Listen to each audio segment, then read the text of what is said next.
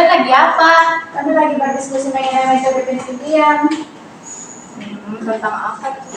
Coba kalian duduk dulu. Kita belajar diskusi sama-sama. Mari duduk. Tiba-tiba kamu datang. Kami kan lagi berdiskusi mengenai populasi dan sampel, jadi kami kurang paham mengenai apa itu populasi dan sampel. Menurut kalian apa sih itu pengertian populasi dan sampel? Saya tahu loh apa populasi itu. Populasi itu adalah suatu kumpulan objek atau subjek yang menjadi perhatian dalam penelitian atau pada wilayah tersebut.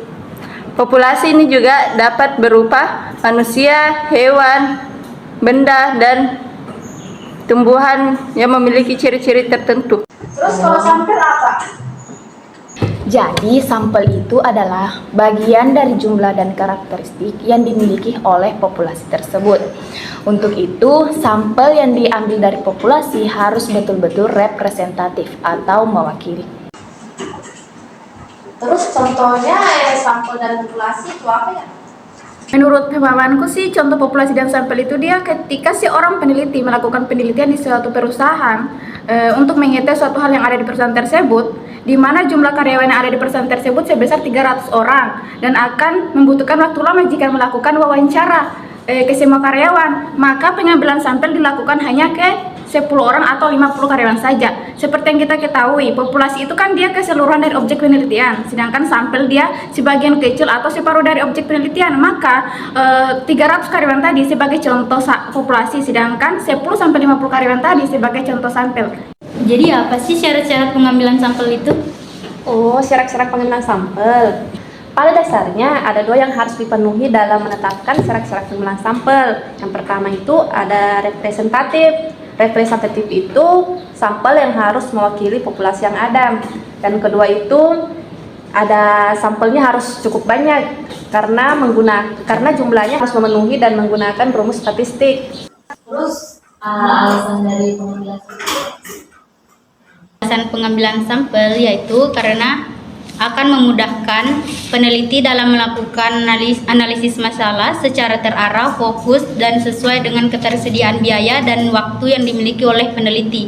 Dan untuk melakukan pengambilan sampel itu sendiri, peneliti harus mempertimbangkan karakteristik populasi dan teknik sampelnya juga harus tepat agar sampel dapat merepresentasikan populasi dan data secara kredibel.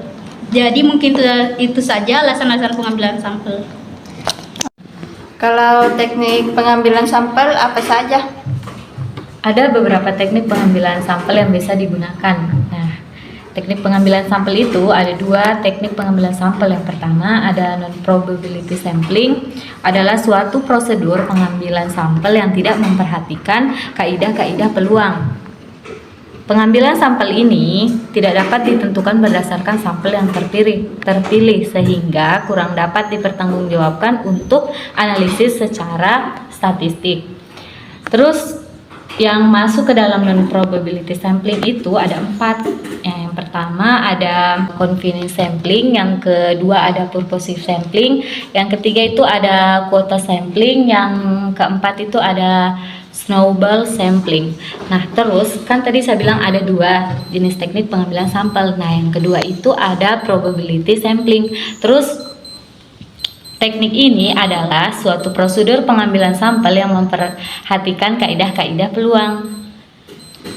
Pengambilan sampel ini dapat ditentukan berdasarkan sampel yang terpilih. Nah, yang termasuk ke dalam probability sampling itu yang pertama ada sampel acak sederhana, yang kedua ada systematic sampling, terus yang ketiga ada sampel acak berlapis, nah yang terakhir itu sampel acak berkelompok. Jadi teknik pengambilan sampel yang digunakan harus disesuaikan dengan jenis sampel yang digunakan dan tujuan penelitian yang ingin dicapai. Keren juga diskusi hari ini. Kayak bagaimana ya tentang metode penelitian, tentang populasi dan sampel. Kita tahu tentang apa itu penelitiannya, contohnya, tekniknya, alasan-alasannya. Keren juga. Iya, kan bisa kita menggosip ya di podcast.